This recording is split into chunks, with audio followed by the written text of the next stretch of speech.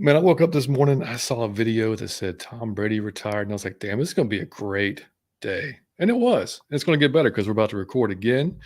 So we've got the AFC NFC Championship game to talk about.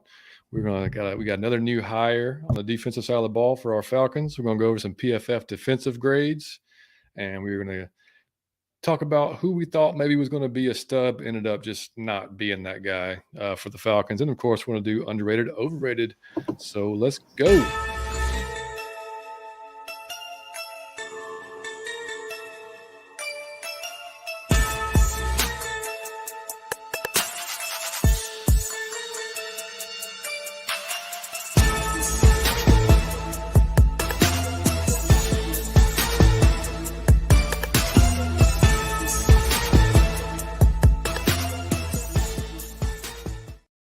And welcome in, Falcons fans. It is episode 86 of Out of Your Falcon Mind, Atlanta Falcons Fancast, coming to you on the Variety Sports Network like we are every week. Please check out Variety Sports Network on YouTube, Spotify, iTunes, wherever you check us out. You can find them. You can find VSN Collegiate.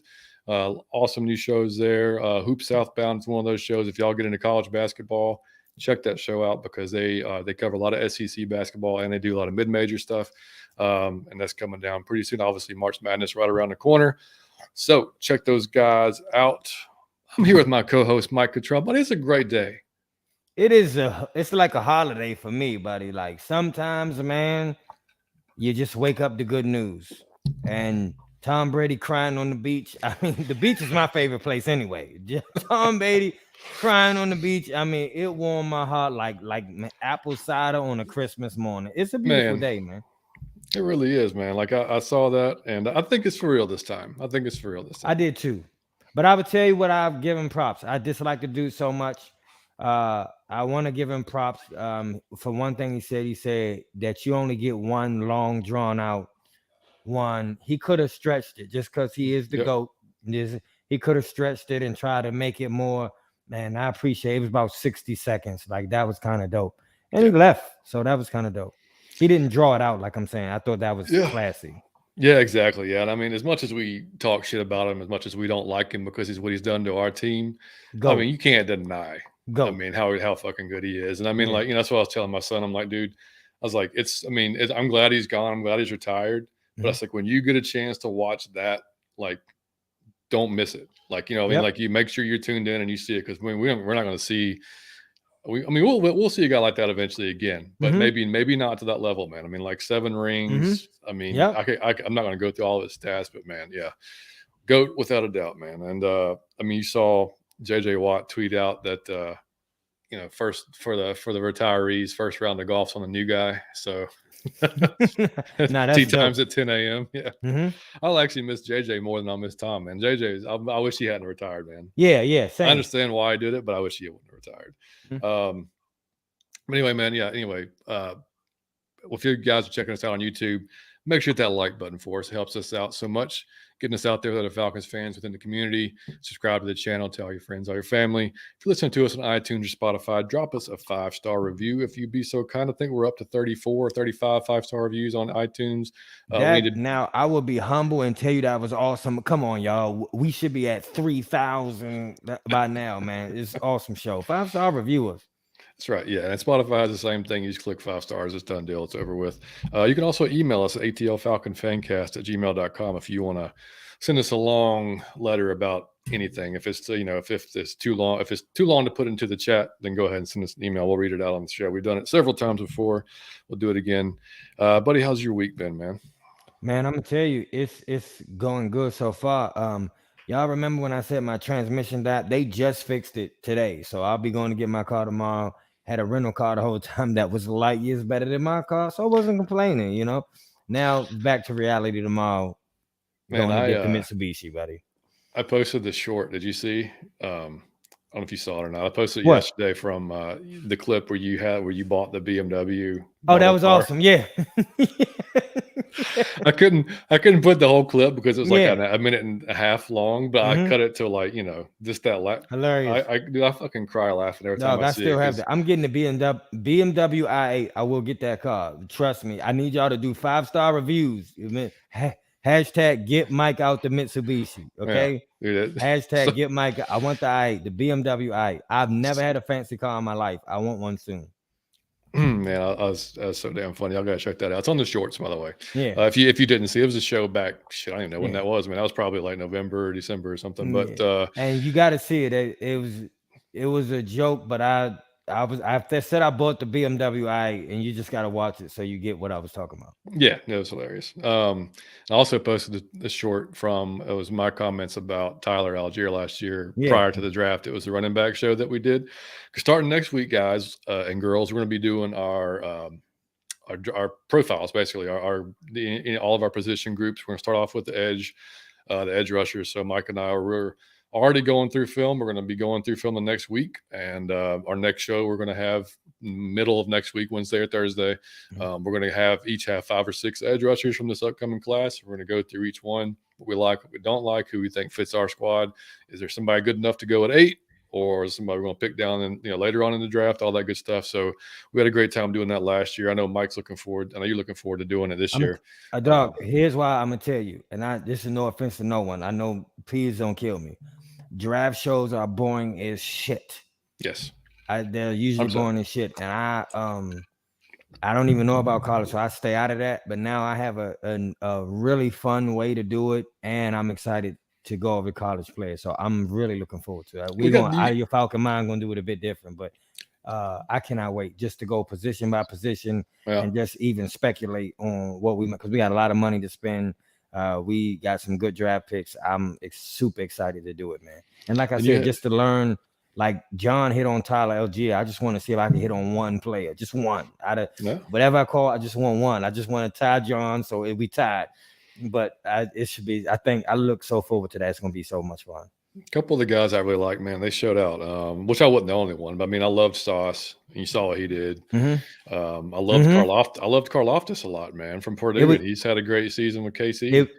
That was you that told me about Sauce. You said, man, this dude Sauce can be good, and Sauce can't. That's hard to come in good at cornerback, man. Sauce been good. For a rookie cornerback, Sauce was everything you said he was. Yeah, man. And I mean, unfortunately, he wasn't there for us to even, we couldn't take him if we wanted to because he's already off the board. But so we'll be starting that next week, and like Mike said, it'll be fun, man. We're looking forward to it, and we'll have a different position group each week, and just go through it from there, leading up to the draft. And of course, as free agency rolls around, we're going to jump back into free agency because that's going to be before anything, obviously. And we may do a draft show with the Balt Bros. Yes, that is going to be something that should be out of this world. Yes, we're going to have a lot of fun, y'all. Even though the Falcons out and the Super Bowl is the only one game left, we should have so much fun content because we'll only get more creative because the Falcons ain't there to talk about so much. We'll only get more creative and have even more fun and include you guys even more. It'll be dope. Exactly.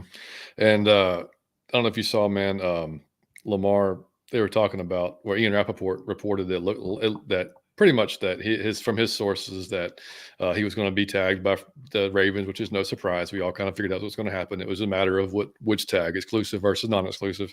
He said it looks like it will be the exclusive from what his report is.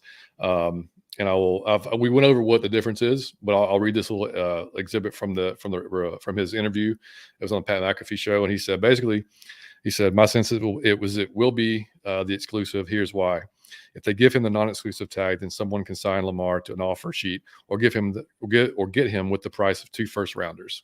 So that's all it would take. With the exclusive tag, it will cost Baltimore more, but however, if at some point I don't think they will, but if at some point they ever want to trade him, they get to set the price. So it would be more than 2 first rounders, basically. So if they give the exclusive tag, it raises the price in the event of a trade. So it's going to cost them more if they do sign him. But if Lamar just says, "Nah, I'm not going to play for you guys," then they get to negotiate, and they're probably going to get a freaking haul for him or whatever. Shout out to Mr. Rappaport. Dog, I don't know nobody that got more breaking news than him. He did whatever he do it first, no matter what it is. He does. He the man. He does. Anyway, it's kind of cool about him too is he's not always the first. Like he is first a lot, but I hate that shit. I hate this shit in media where everybody like rushes to be first and they're fucking wrong, and you're like, dude, just it's better to be right than it is to be first. Yeah, yeah. That way. All right, let's hop in the chat before we get on to the AFC NFC Championship game. And what's good, buddy? So what's good, John? Let's get this party started. Brady gone. Brady gone. Hey. Yep. Nah. Chris, what's going on, Chris? He said the same. Chris was really? Wow. Oh, I did not know that, Mr. Chris. Did not either. Carrie, what's happening? Carrie, what up? Liam, what you doing, buddy? Liam, buddy. Aaron, what's going on, brother? Thanks for joining us, man. Appreciate you, man. We getting ready to turn up. Liam said, I will admit I hate Tom, but he was one of the best to do it, and awesome to see someone of that caliber. It was. Yeah, you're right. I hate him too, man. I mean, think about it. He was. That's him at the gym. Yeah, loving it. Carrie said, "Wow, Mike, all good news today for you. Got your ride fixed. Brady retires. Love it. If I find a blunt under the couch, it's a. If I find a blunt under the couch that just is already."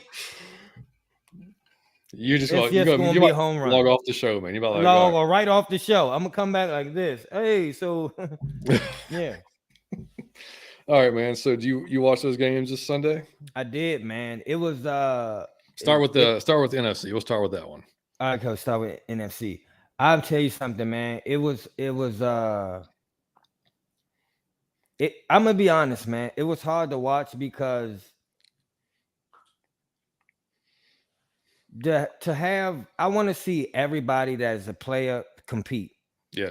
It don't be the same when somebody get an injury and you feel like it's unfair. As this ain't what y'all play all season just for we to get to this game for it to be almost a giveaway because of the situation. It was almost Christian McCaffrey time at quarterback. So that was something that when they but I expected Kyle to be way more creative than that than it was when it hit the fan, but it's not too much you could do. You throwing pitches and just you keep running it like different ways. He should call Arthur Smith. How many ways can I run this ball without passing it?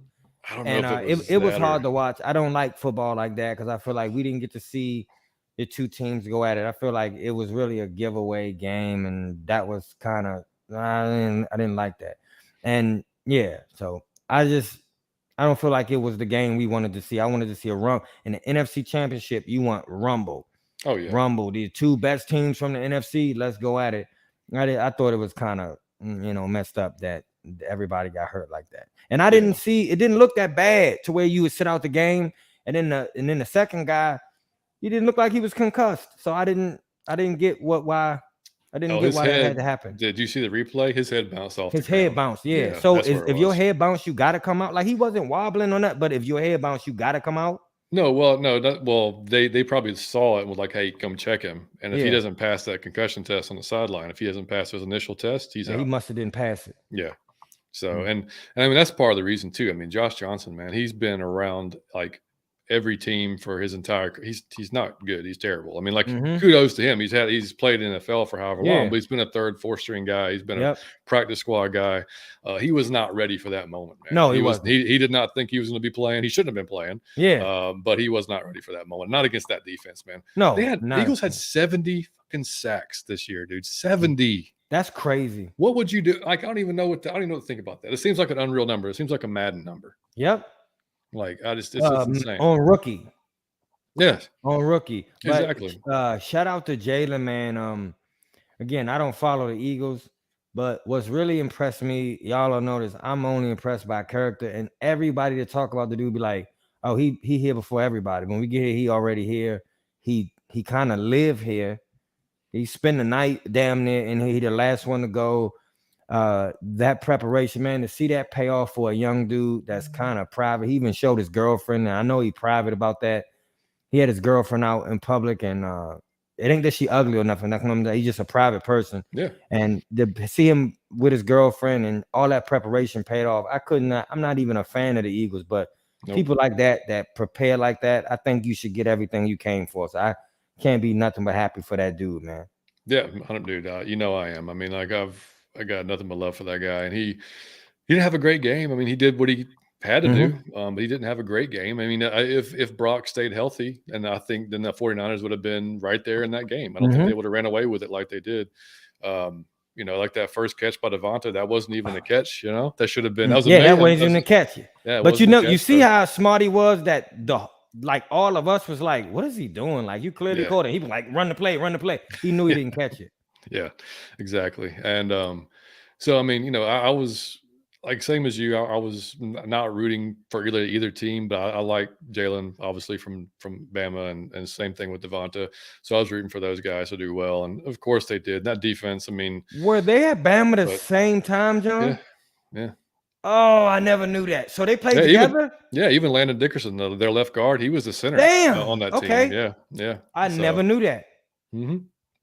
Yeah, he was there. And so, yeah, I mean, just good to see those guys, get their respect, get their props. I mean, our buddy Aaron Freeman this week on Locked On Falcons, he talked about it, man. That's kind of a formula right there. I mean, whether obviously Desmond's not Jalen, but we don't know what he is yet because he's only had 4 games. But it's so similar. Like Jalen had 4 games his first season. At the end of the season, it wasn't very good. He basically played a full season. Still was like, he's probably not the guy. Built up that defensive line, built up the defense in general. Running game was really good. Brought in Devonta, brought in A.J. Brown. Okay, we'll give him another shot. And look what happened this year. And he put the work in. And he put the work in. You ain't got to worry about that with him. Because you remember his first 4 games, I remember y'all was talking shit on this dude. I mean, fake Michael Vick. You trying to do too much. And like John said, he even had a whole season where it was still like, you kind of got some exciting plays from time to time, but who knows if you can throw. You keep trying to run. Yeah. Now he put it all together. That's preparation. Like I said, when the whole team is saying you first one in there and how serious you take it and how you take it like a job and you not out drinking at the bar and you more, that's something we all get caught up in. I'm rich now. And the fact that you not and you get more focused, bro, you deserve a ring. At least to be in the Super Bowl. And I couldn't be nothing but happy for that dude. Like I love him.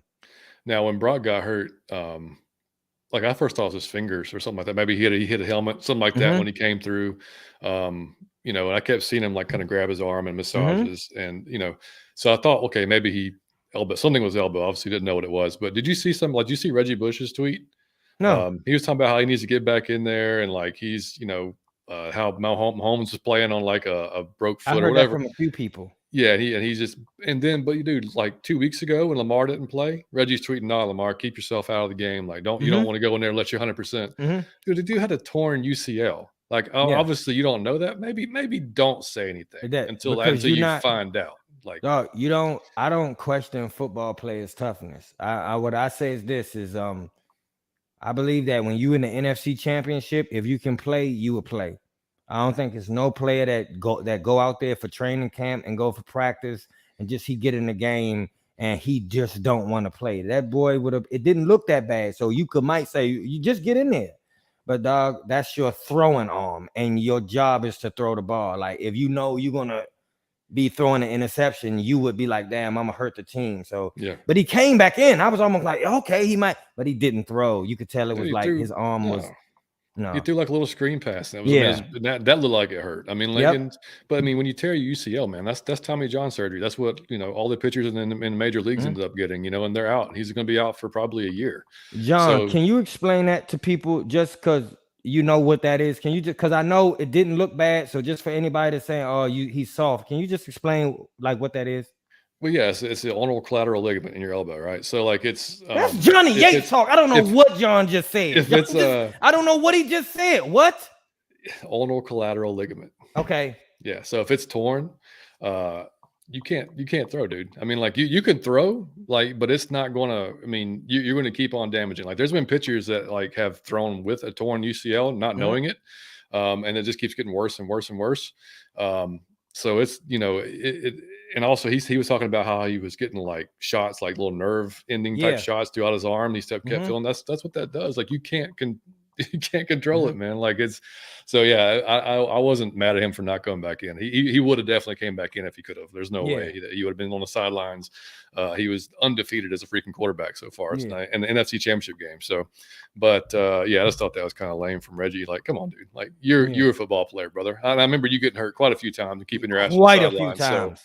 So, I don't know. Before we move on, man, you can read that one. So Aaron said, I'm really surprised when I subscribed. I thought this channel had at least 2,000 subs. Falcon fans need to see your channel. I'm going to tell you something. Aaron. That is one of the most compliments we get, and I can't tell how to feel about it. But I try to just feel good because people always say, damn, man, y'all should have the most. And I be thinking, like, I don't know how I feel about the compliment. I think it's a compliment, but here's what I'll say, Aaron. Just share it and retweet us, and maybe one day we get there. Well, here's the deal, and Aaron, I mean, I think you're relatively new to our pod, and we appreciate you being here for sure. So I'll tell you why we're probably a little bit lower than you might think. So when we started doing this, we were strictly basically Spotify, iTunes, all audio. We put zero into the YouTube. It was literally we would record our Zoom meetings at the time, and we just throw our Zoom record onto the YouTube channel just in case somebody wanted to watch it. Like I had no intentions of doing a YouTube channel. I didn't care about growing it or anything like that. And then some of our buddies who we were friends that we made in the business doing this, they were like, man, YouTube's where it's at. You got to really start, building up that channel. We're like, oh shit. Okay. So we didn't start really building this until I'd say, dude, October of last year, probably. Yeah. And we had, and I don't think we got the roll into this year and no, everything. Yeah. So you got to understand, like, I just learned how to respond to when I tweet and if I tweet, I wasn't being rude to y'all. When I tweet and you comment up under the tweet, I never knew how to respond. I just learned that like a month ago. Oh, I could respond to the response. So I learned how to post reels and on the internet, on Instagram. I learned how to do Snapchat so I could do the little funny thing. This is all things I learned in the last 3-4 months, buddy. So yeah, man, we're old, man. We're old. Yeah. So that's probably why, like, the store's new. We're pretty new, even though. But I appreciate it, man. I hope just that y'all share it. Anybody that feel like that, just share it and give a 5-star review, and hopefully we grow up and we take off one day. Absolutely. I mean, I think at the beginning of December, dude, we had 100 subscriptions on the YouTube. So I mean, like, I'll see, I'm old on the YouTube anyway. But I mean, like, but yeah, at the end of December, we had almost 200. So it's growing, man. It's growing, and like I said, we're going to keep on growing, man. We're going to keep on putting out shows. So yeah, but we appreciate that, Aaron, man. And we do have merch, by the way. I'll put the link to the merch somewhere in the description. We gonna get there, trust me. Oh yeah. Ant said, I know Ant subscribe. We love you, buddy. Yeah, buddy. Liam said he couldn't agree more. Of course you couldn't, buddy. There you go, Liam. So Ant says it sucks when players get hurt, especially when it cripples the team. But that's where your depth needs to come in. And them second and third strings got to show you they can keep you in the game. That's why I just want Matt Ryan at third string. You see how I use that didn't have nothing to do with Matt Ryan to insert Matt Ryan? You see that? That's called fandom, fanatic. Yeah. Had nothing to do with him. But I took that opportunity like he should be our third string, just an old man in the corner, just in case shit happened. I honestly felt bad for them because I'm thinking I didn't want Christian McCaffrey to have to do that anyway. He looked confused. He was trying to get the helmet with the signal in it and hear the plays. It's too. I don't want nobody to have to because he threw 3 interceptions. So I'm like, just don't. That's too much, man. You're down Jimmy G. You're down Trey Lance. You're down Brock. You're down to your 4th QB, dude. Yeah. Like there's nothing you can do about that. Going against that Eagles defense, not gonna happen. And of course I had to tweet out my little dig at Shanny after the game. That little karma. Not that just run the ball, dude. Now we cursed your ass. And I got and like 71,000 views and tons. That's of how likes everybody felt that. Yeah, but you get a few guys though that were like, yeah, but Atlanta's been worse since 2018. If you look at what actually happened, yeah, no shit, man. Like I'm fully aware of what our record's been since 2016, 17. Yes, we've been not good. That wasn't the point of the tweet. The point of the tweet was to poke fun at Shanahan. It was obviously a joke, which 99% of people got on that one. But just to put that out there. Carrie said, Mike, you got me dying, putting the vibes out there. You find that hidden treasure. I'm trying to get that 3 for 3, Curry. You don't know what might be under that couch. Sometimes you look under that couch, you might find shit from 3 months ago. You never know what's under there. I'm going to look as soon as we get off the show. So Kerry said, speaking of concussion protocol, I saw Tua finally passed concussion protocol, and they are saying they're hopeful he will be ready when football comes back. That's that is something I want him at. That's one of my favorite players. I love that dude. I think he's gonna be awesome. I love his little brother. He played for University of Maryland. Y'all gotta check him out. He's the same type of player. But that head, man, I just don't want to see no one play a sport until you can't function in your regular life. That's all I'm saying. I don't think nothing is worth that. I saw Roy Jones, which was my favorite boxer of all time, just getting knocked out because I don't want no one. And man, Muhammad Ali, and you see half of the old boxers when they talk with a slow, like, I don't want to see nobody do it. And even the football players now, when you see the older ones, they all saying they got all these debilitating health problems. I don't want to see nobody that can't walk or can't think clearly. And that's my man. I don't want to see him do that. CTE, man. I mean, yeah, you never know. And I don't want to see nobody do that. It's not worth it. It's just football, dog. And I love to see you play, but that's for my selfish reason. Bro, you got kids or a wife. I need you to be around for them and be functional as a parent, more than I want to see you play. Man, Luke Kuechly is one of my, I could never say this when he was playing, but to me, one of the greatest linebackers ever. One of my, just the dude was amazing. Just walk off at the top of your game because I already got the money. I don't need the debilitating knee surgeries and back surgeries and rib surgeries. I walk off. And even though I didn't like that at the time, I understood it. Yeah. Yeah, and I mean, if I'm too, man, I'm taking a hard look at that this offseason. Me too. Because, I mean, that's a lot of, 4 concussions this season or something? Yeah. I mean, that's insane. In a season, bro, that might cause permanent brain damage the next time, and I don't want to see that. Exactly. Pam, what's going on? Pam. Ghost Peppers, what's up, brother? Ghost Peppers. But that's one of the coolest names. I love that freaking name. He's hilarious, too, by the way. Curry says it's definitely a compliment. You guys are cool as hell, and the show is amazing. Well, thank you, Curry. The show deserves 1 million subscribers. Well, hey, we going up now. Come on, you're going 1 million, you're going 1 billion. We going up. She said the show deserves 1 million subscribers. 2023 will be the year out of your Falcon mind has continued growth. That same thing. I want you to know what you just said is on my refrigerator. I say it like 10 times a day. There you go. Yeah, man. We appreciate it. Rashad, what's going on, brother? Rashad, what's going on, buddy? Extra Point Podcast. Gotta check him out, of course. Mm-hmm. He said, "I dig y'all vibe and chemistry. Keep it up, fellas." Man, we appreciate that. We get that. Sir. We get that a lot too. We get that. We do get that. That's one of the biggest compliments. What I would encourage y'all, if y'all we can do what we do to grow the channel, but really a whole lot of it's on y'all. Just that 5-star review or however you rank it on Spotify. I don't know. I'm not a social media person, but whatever. I guess you slide your finger on iTunes to the 5-star or.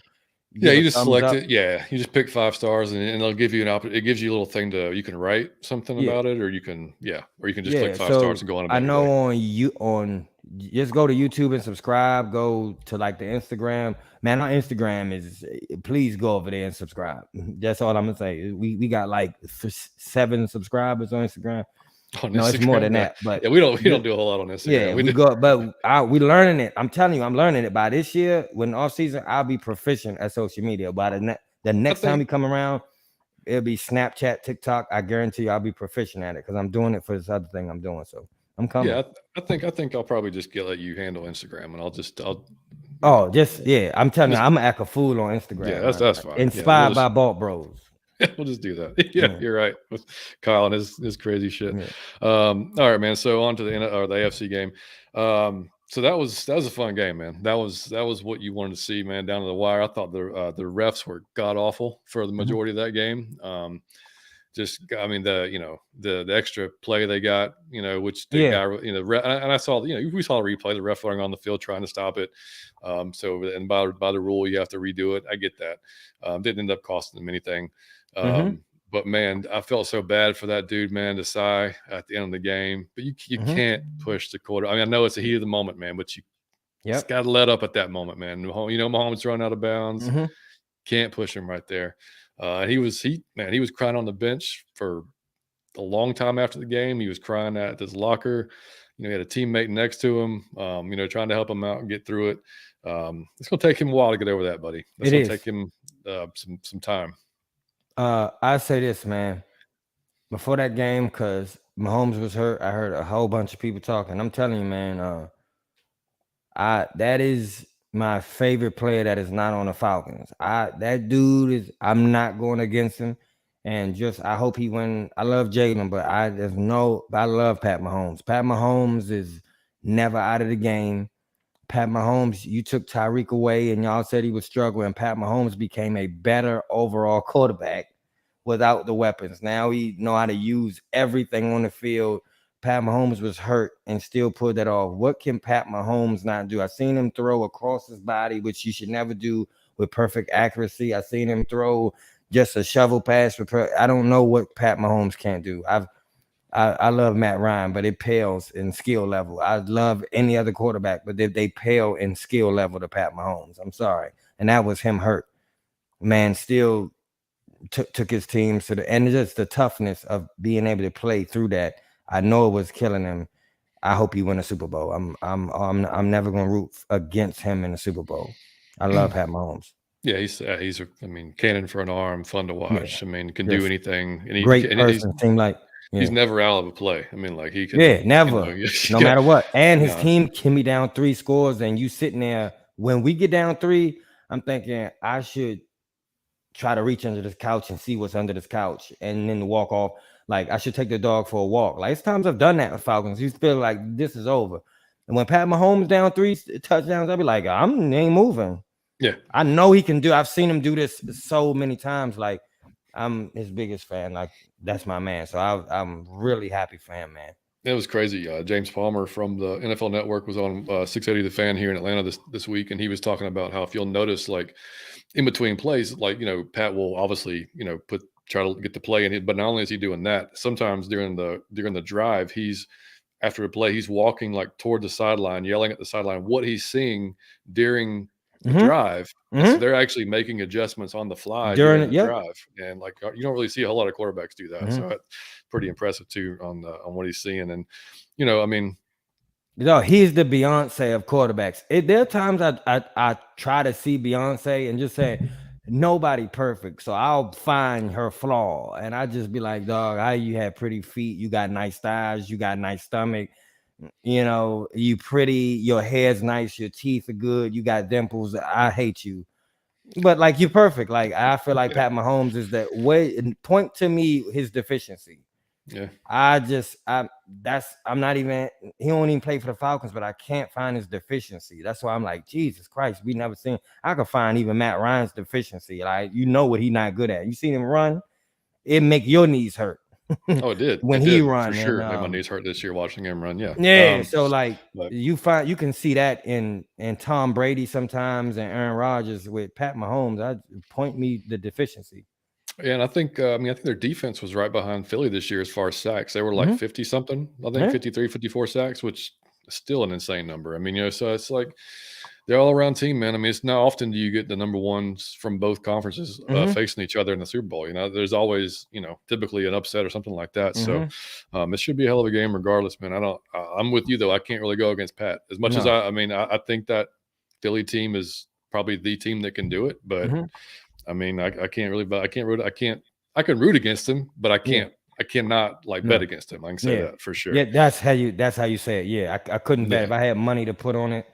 But and then real quick on Burrow, man, he made a couple of throws in that game that was just like, my God, still the man.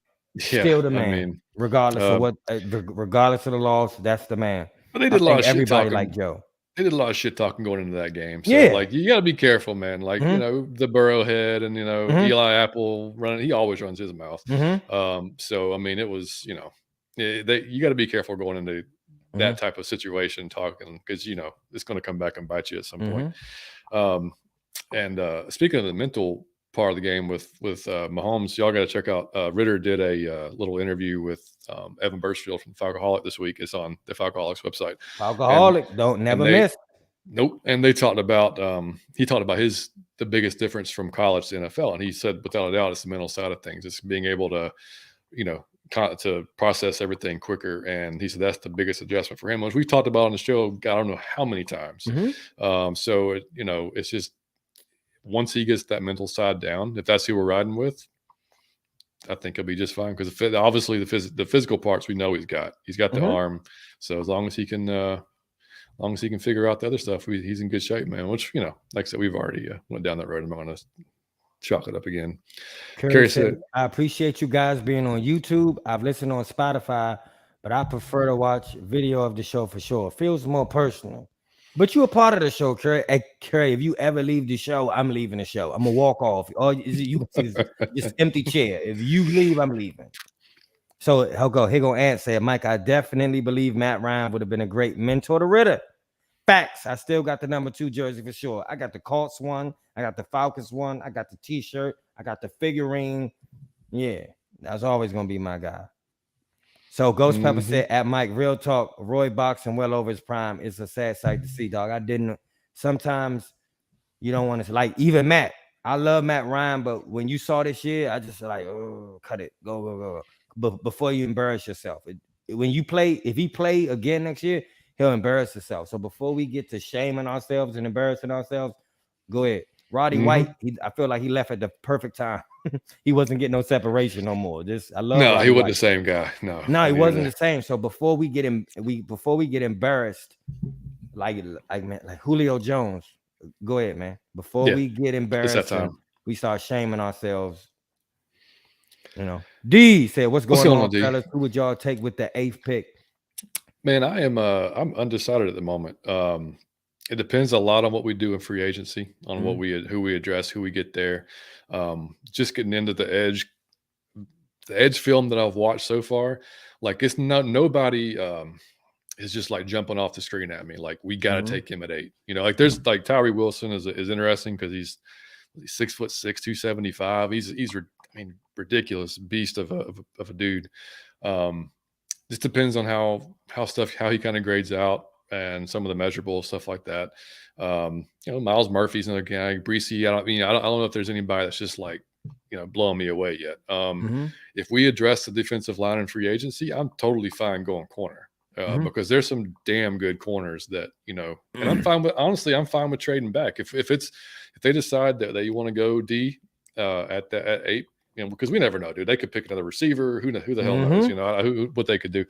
They go offensive line if there's somebody there they really fall in love with.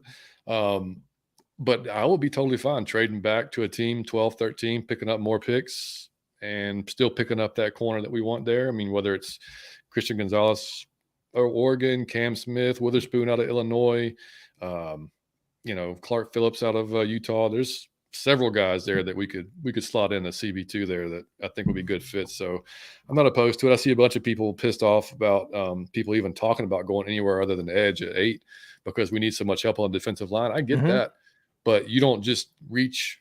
You don't try to reach for a guy that's not maybe just because you need it and that guy's like, what I'm saying? Like you don't have to just like don't settle. Just because you need it. Don't force it. Like if there's a better option somewhere else that's like a legit. Because, dude, if your back end's better, like we've talked about, it's going to help your pass rush. It just is. Whoever you have there rushing the passer, it's going to be the same. So, you're not the same. It's going to help. So, yeah. I haven't done my research on the college players yet. So, I'm going to just say Andrew Tate is who I'm drafting right now. Dude seems in shape. Seems like a psychopath. Please. Oh God! Terry said, Mike said you can find Out of Your Falcon Mind on Apple, even Snapchat. Well, I will be on Snapchat. That's coming, and TikTok. I guarantee you, in 2 or 3 months, I guarantee you I will have it going on all platforms. I'm learning them as we speak. I was spent hours on those today. I'm learning how to do it, how to do all of that stuff. That seems real easy to y'all. When it comes to technology, I'm 74, so you gotta understand. It take me a while, but I'm putting in work every day to learn it so that we can interact with you guys, and it's a lot more fun. It's a lot. I can do a lot on Snapchat. I'm just learning a lot of funny things and a lot on TikTok. So you might see me do a couple of dances next season for being funny. Like I'm not even being funny. It's gonna be. I plan to engage. I just gotta learn it to engage. Watch your YouTube video, instructional video on how to do TikTok. I'm all for it because it seemed like a bunch of fun, but I gotta learn how to do everything, and to learn it all at once is a bit overwhelming. But I am putting in work every day to do it. Uncle Steve, my man. That's what I'm talking about. Make sure y'all check out Uncle Steve's Lounge, man. Hell yeah, fantastic damn show every week. Couple of shows a week. We've been on there a couple of times, man. Old school Falcons fan. Prob, if not the coolest, like older. He's like your real uncle. The coolest fucking older Falcon fan you ever going to meet. He'll tell you as soon as I got on the platform, we were guests on the show, and I couldn't help but ask him questions about He experienced a time before me, and I was so curious, and he know what he talking about. That's my man. Yeah, 100%. He said Mahomes solidified his number 1 QB position after Sunday. Who's number 2? I still say Josh Allen, but Burrows is neck and neck with him.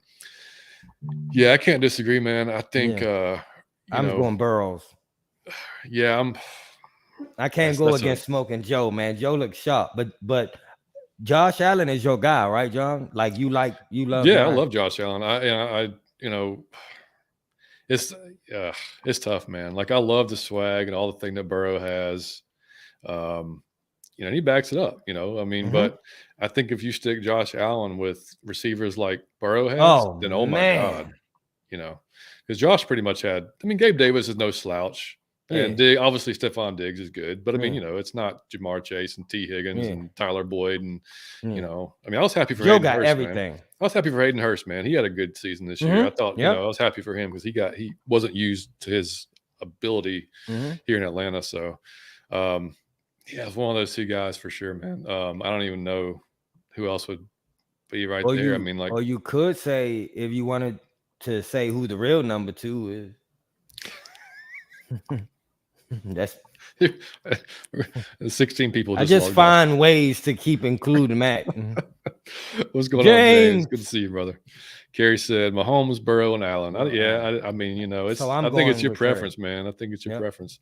Anthony said, Uncle Steve, I would take Josh Allen over Burrow. He's more mobile to me and definitely more mobile. Yeah, there's no doubt about that.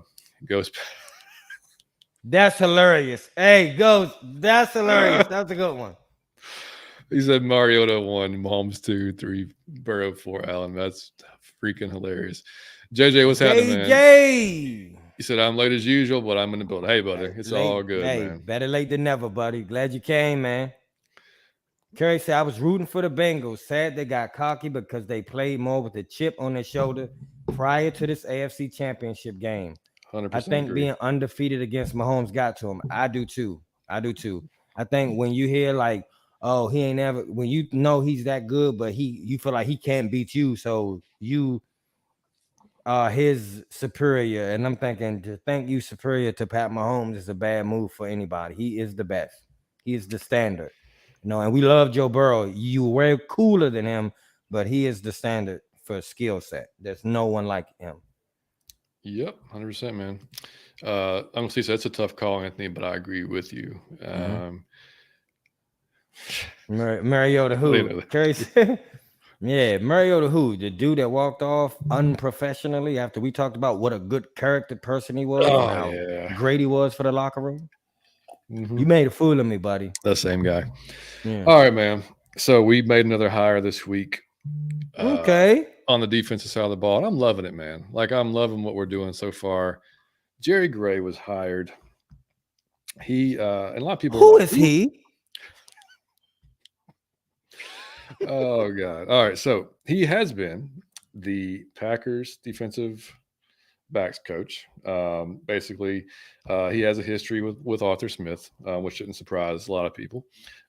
He's been around for a while, man. He was, for anybody that don't know, his playing career, he was first-team All-American, 2-time first-team All-American, University of Texas. He was drafted in the first round in the 1985 draft by the Rams. He finished with the Oilers in 92. He was selected to the Pro Bowl 4 times, 86 through 89, and his final appearance earned him a Pro Bowl MVP, recording 7 tackles and a 51-yard interception return for a touchdown. And he was nominated for Hall of Fame in 2001, but not chosen. And then this goes from just what I've read this week is amazing respect from the players because the dude's been there, done that at a very, very high level. He, as far as his coaching career, he started at SMU in 95, went on to the Tennessee Oilers and Titans, and in Buffalo Bills under Greg Williams. Y'all remember the old Bounty Gate Greg Williams from the Saints? So he was underneath him. He was, the Redskins. He was hired to serve as their defensive backs coach in 2005. Seattle Seahawks, and he was hired as defensive backs coach. He actually coached Earl Thomas and Cam Chancellor while he was there. And then back to Texas, and the Titans again, Minnesota Vikings defensive back coach, and the Green Bay Packers.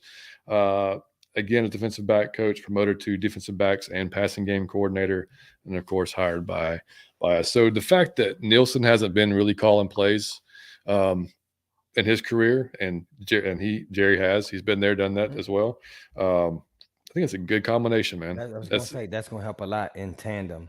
Yeah, and even with Ryan Nielsen, I know a lot of folks that know a lot about him. He played defensive tackle at USC from '97 to 2001. Started 30 games, all Pac-10 honorable mention in '99.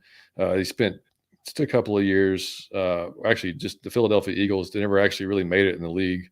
Like made it, and he played for the Los Angeles Avengers in 2004. Then started off his coaching career pretty quickly in the early 2000s. And then, he spent some time in the college in Northern Illinois, UT Martin, Central Connecticut State, Ole Miss, NC State, and then serving as defensive line coach for the Saints from 2017 on.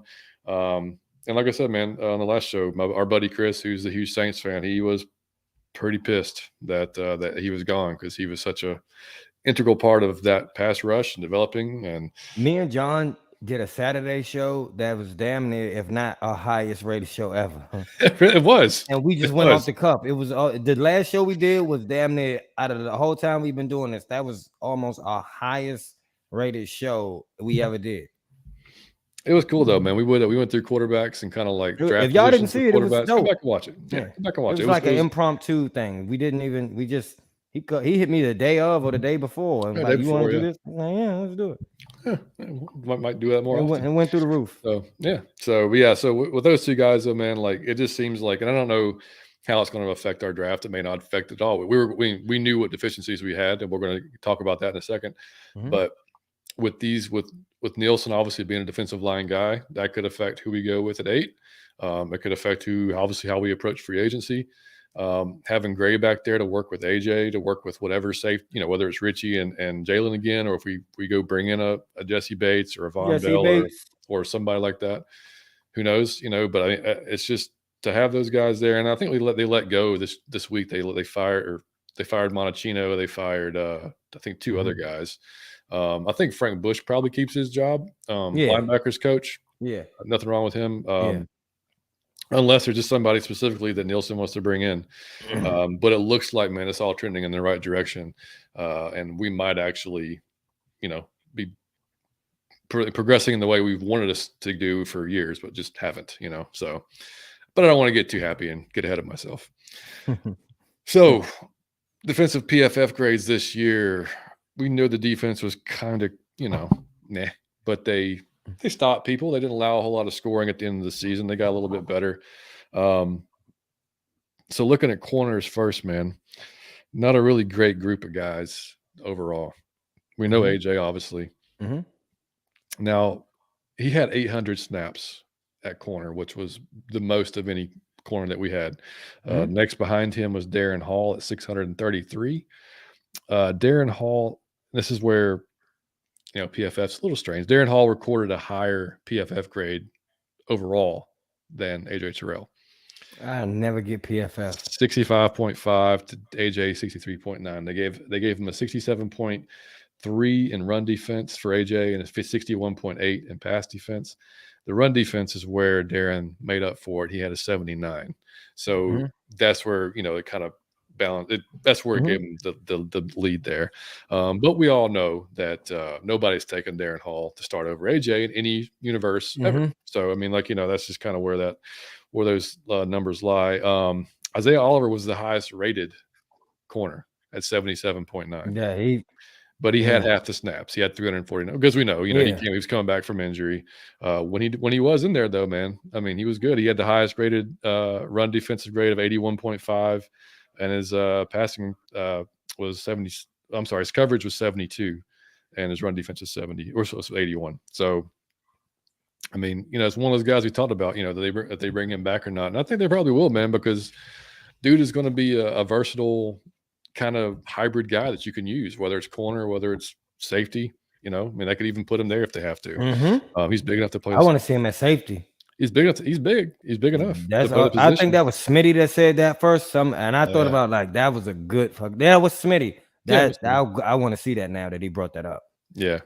And safeties, man, Richie Grant, 64.9 was the highest rated safety. He had a 69 coverage and a 57.1 run defense. Your boy Jalen there, 59.8 in defense, 64.9 run defense, and 56.1 coverage. So Richie was 51st out of 89 safeties, and Jalen was 68th of 89 safeties. So neither one of them had a fantastic season. I think, we've talked about it before. Jalen's got the potential, man. I think Richie took a step forward this year. I look for him to take another step, even bigger next year. If we go get a Bates type of guy, then that'll allow Richie a little bit more freedom to come and just kind of do what he probably more comfortable doing, whether it's up in the box, stopping the run, if it's out just kind of ball hawking around. That'll allow that to happen. So we'll see. I'm still high on Richie. I think he could be a good spot. Jalen, I'm not quite. I know you. I'm not quite there yet. I want to be. I knew you was just not quite there yet. Yeah, I love him. Yeah, I know you do. I know you do. And right before we get on the linebackers here, I need to. Somebody just popped in here that we got to talk to. Oh, the biggest low of them all, man. What in the world, bro? What's going on with the What's going on, man? Man, shoot, bro. We in here just trying to keep it in between the lines, bro. Trying to keep it in between the lines. Hey, Lo, come on with the sweatshirt, man. I need that one now, man. What? This whole thing? Come on, bro. Every time he got on something new that we never seen nobody else with. Like, that's the thing. It ain't even like we be like, oh, I seen that one before. Hey, man. I'm sorry. I got a 9-week-old puppy. Nah, that he probably out of your Falcon mind. He excited too. Yeah, hey, excited to be on the show, man. Hey, I got to connect. I got to connect. So if I could get you to connect with the gear, I would, but I can't. There we go. I love it. Yeah, man, that's all good, man. We Mike had Biscuit going nuts a few weeks ago, and it happens. My dog will go ape shit. It's fine. Yeah, it's gonna happen. I'm sorry. No, you're good, man. You're totally fine. We were just talking about some of these PFF grades on the defense this year, and like who we were gonna upgrade and stuff like that. We were just talking about the safeties. How Richie was 51st of 89, and Jalen was 68th of 89 safeties, basically. So I mean, like what do you say there? You happy rolling with Richie one more season, seeing what you got there, or you want to upgrade both, or what? Dog, it say Falcons on the sleeve, man.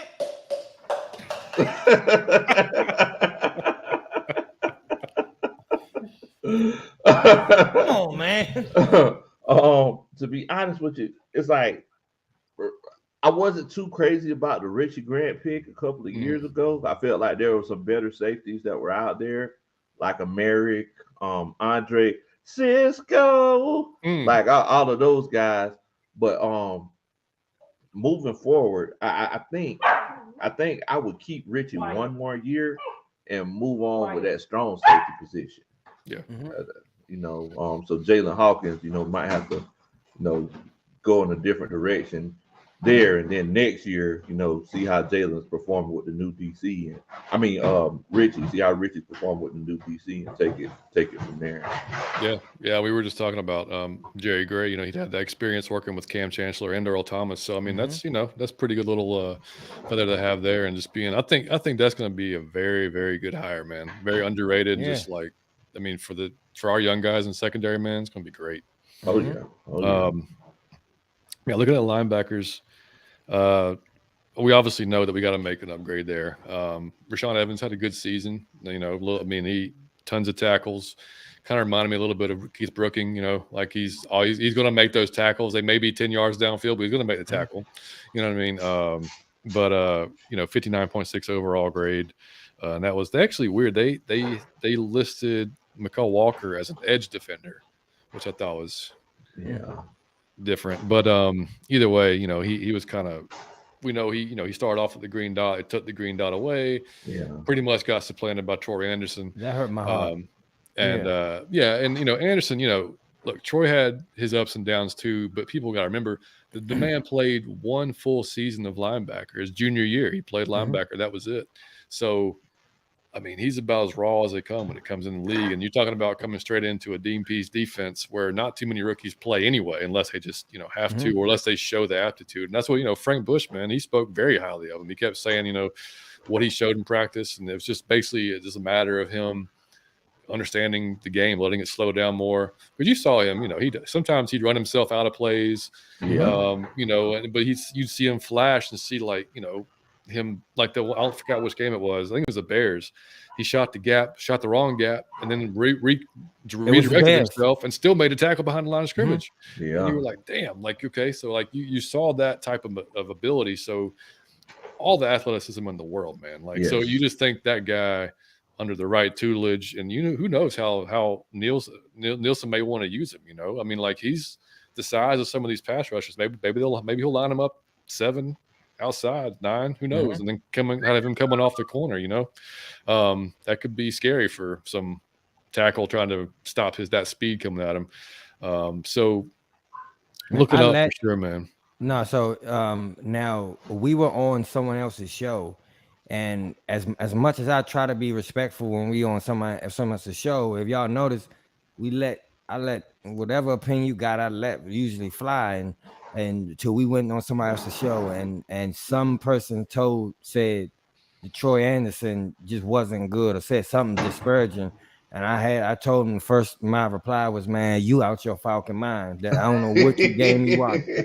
And I never do that because I want my opinion respected. So I try, but that's one that we can't talk about certain things. Troy Anderson is, if you saw him play, like John said, you're not polished yet. You look like a Tasman, you all over the place, but you can't say you don't belong on the field because that's a rookie doing what he was doing. And you can see just a raw talent skill set. When that boy learned the mental aspect of playing linebacker, he get his raw skill under control. Troy Anderson gonna be a problem. And if you can't see that, you out your Falcon mind, sir. Yeah, but that's what I mean. The boy is good. There's no disputing that, Troy. And I want to say this about everybody on the defense. It's hard for me to judge him because I feel like you had to play your position and compensate for something else. You know what I mean? Like it was that bad. You got to play safety, but now you got to cover the. I can't. It's hard for me to judge. I want to see Jalen and Richie just get to play safety without having to worry about 4 things at once. And it's the same thing with Troy Anderson. When he can just lock in on his position, half that thing he was doing, John, was because he was worrying about somebody else. You know what I mean? I'm doing my job, but it's deep. So when they shore that up, I think we're gonna get to finally judge people like completely accurately. Yeah, and he stood out on special teams too. That's where he was. That special teams a lot. You're not thinking a lot. You're just what your job is. You do it. Boom. And you see what was happening. Yeah, I mean, you make a great point, Mike, because whenever you go to 5 guys to get that cheeseburger, it's 5 guys that have a hand in making that cheeseburger. If you go there and there's only 4 guys there, we don't know if the burger's gonna be as good because see, the fry guy, he's worried about the toppings, and the toppings guy, he's worried about making sure he takes the order. And I mean, so yeah, I mean, that is a legit point. One of the biggest attributes on defense is trust. Yeah. If you know how to trust the guy next to you, you make sure he's going to maintain his lane so he doesn't run into you and possibly hurt you, or and all of that. Once you get trust down, that's whenever it's a whole nother level. You look at like the great defenses. Look at the Legion of Boom back in the day. How many times did you look at the sideline and see those guys arguing with each other because they trusted each other to communicate, and they could put their feelings on their sleeve because they trusted each other so much. And that's where we got to get to. Hopefully, Coach Nielsen helps them with that. Yeah, I mean, and you got Nielsen and Gray both. I mean, their history, aggressive type dudes, man, both very high on technique. Like that's where Nielsen, a lot of the players talk about how good he is, like just purely on technique, like teaching technique, hand placement, footwork, all that stuff, which God knows, we went through our sack numbers, man. I mean, Philly had 70 sacks this year and we barely got over 20. Like this is crazy, man. But to have, and you would venture to believe that I don't know that Cam Jordan's going to come this way because it's Cam Jordan. He hates Atlanta. We don't like him. But I could see a Marcus Davenport. I could see a David Almanyata coming over this way, especially now with Nielsen coming here. And that's two guys I wouldn't mind having rotational type pieces, man. Davenport got to stay healthy. He's been hurt quite a bit, but he's a big guy we could use inside if that Deron Payne or whatever doesn't come to fruition. There's a few guys there. And moving on to the interior lineman position, man. You've got Grady, obviously, who's not going anywhere, we don't think. Taquan, Abdullah Anderson, Jalen Dalton, Timmy Horn. Those are the guys. Jaleel Johnson, who took the most snaps this year. Big Low, who you bringing back, man? You bringing back Taquan? Yeah, I think I would seriously consider bringing back Taquan, but the guy who I really have favor for, and I believe Coach Nielsen mentioned him whenever he spoke to the media, was Dalton. That guy had a motor. It's like every time you seen him, he was running up the field like he was a linebacker trying to, get a tackle, even if it was in the second level or the third level of the defense.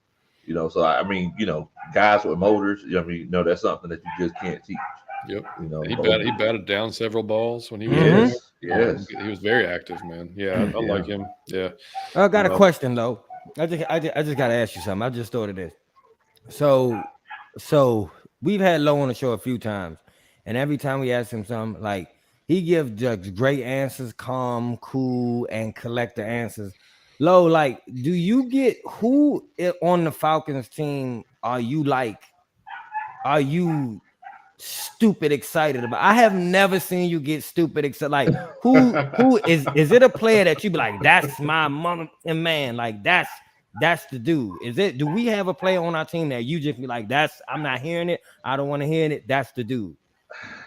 Man, just somebody who's just my guy. Your guy that you don't want to hear about. That's your guy. That's Big Low guy. We saying it on Out of Your Falcon Mind. Who is Big Low Falcon? Like the one player that you was like, I don't want to hear it. That's that dude. And I want you to tell me why. But you get excited for. I think it's well documented. So cool. He don't get excited. I just want to see you get excited. Who gets you excited? You don't see me excited. You see me on the football field. I get excited. But I think the guy, the person who's my guy. It's well documented.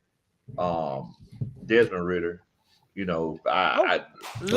Marcus Mariota, he rubbed me. I just didn't like the way Marcus Mariota responded to questions after we lost in the media. I didn't like his body language during games. There were just so many things I didn't like before it became blatantly obvious. Meanwhile, it's like I went back and watched a lot of Desmond Ridder's games. And, I just watch his mannerisms and everything. He leadership oozes out of the kid. Man, yeah. So I, just the way that he answers questions, and he's my guy. It's like I really want what's best for him when it comes to the Atlanta Falcons. I'm hoping that he's here long term because he's legit my guy.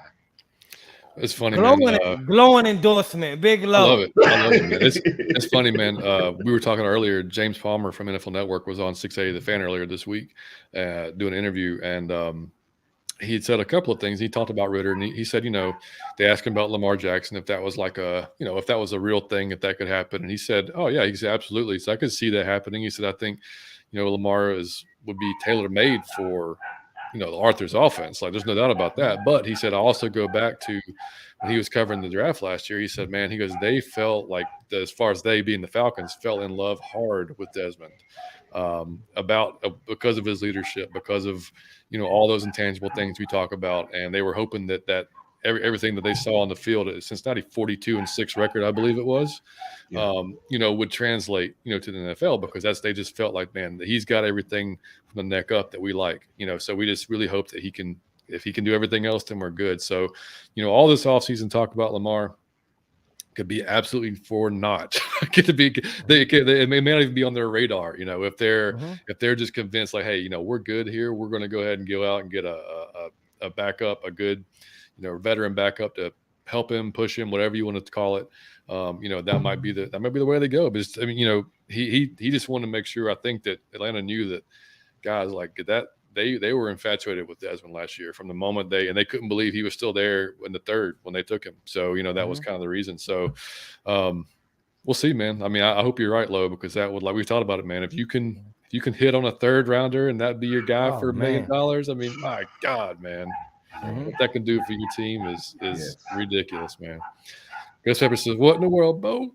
What in the world, Bo? What's going on with you, G?" Alberto, what's happening, brother? Good to see you. He said TQ got to step it up this year coming. Yeah. I mean, he dude, I was happy with him until he got hurt. I mean, that Anthony said Bigelow's favorite Falcon is Felipe. All right, Anthony. Anthony said I truly believe in Desmond. Yeah, a lot of folks do, man. And I went through Low. I did a show. We did a show on Saturday. I don't know if you got a chance to see it yet, but we went through. I went through the draft from 2012 to 2018, and it was basically I just looked at quarterbacks and I looked at first round guys, third round, through the whole draft.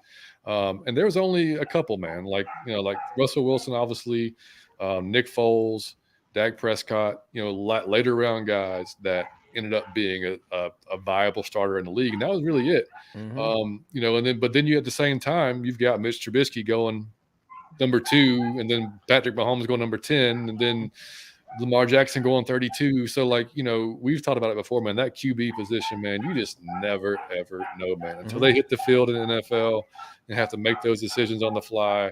You don't know what you're getting, man. You think but you really don't. I mean, you just we did that show basically just because of all the discourse going on around the Falcons. You've seen it on Twitter, man. Like I mean, whether there's like people, he's not the guy, which I don't know how you determine that in 4 games, or that he is the guy. You still can't determine that in 4 games. But you know what? You can see what he's got from the neck up in 4 games.